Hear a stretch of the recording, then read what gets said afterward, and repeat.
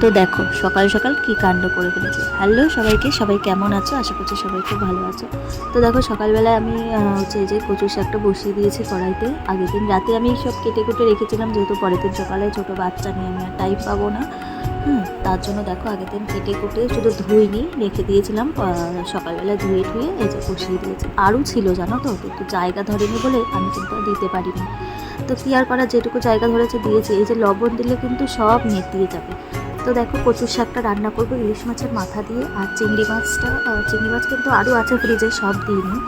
আর হচ্ছে চিংড়ি মাছ দিয়ে করবো আলু পটলের তরকারি। জানো তো আলু পটলের তরকারিটা করেছিলাম, আমরা কিন্তু সেভাবে খেতেই পারিনি, কারণ এত পরিমাণে ঝাল হয়ে গেছে। তরকারিটা কিন্তু খুব টেস্ট হয়েছিল, কিন্তু ঝালের জন্য আমরা আপছা আপছা করে খেয়েছি, সেভাবে কিন্তু সব ঝোল ঢোলগুলো ফেলেই দিয়েছি, খেতে পারিনি। এদিকে এই দেখো কচুর শাক তো রান্না হয়ে গেছে, আর আমার কিন্তু সকালে খাওয়াও হয়ে গেছে। তো খাওয়ার পরে আমার মনে পড়লো, তোমাদের সাথে তো ভিডিও করা হয়নি, মানে শেয়ার করা হয়নি। তো দেখো, আর এই দেখো তরকারিটা দেখেছো কি সুন্দর লোভনীয় হয়েছে না? খেতেও কিন্তু খুব সুন্দর হয়েছিল। ওই যে বললাম ঝালের জন্য কিন্তু সেভাবে তৃপ্তি করে খেতে পারিনি। আর ছেলের জন্য তো আলাদা করে তোমরা জানোই যে আমি তরকারি রান্না করি না। এখান থেকে আমি 2 পিস 3 পিস আলু নিয়ে ধুয়ে ভালো করে চটকে ওকে খাইয়ে দিয়েছিলাম। এই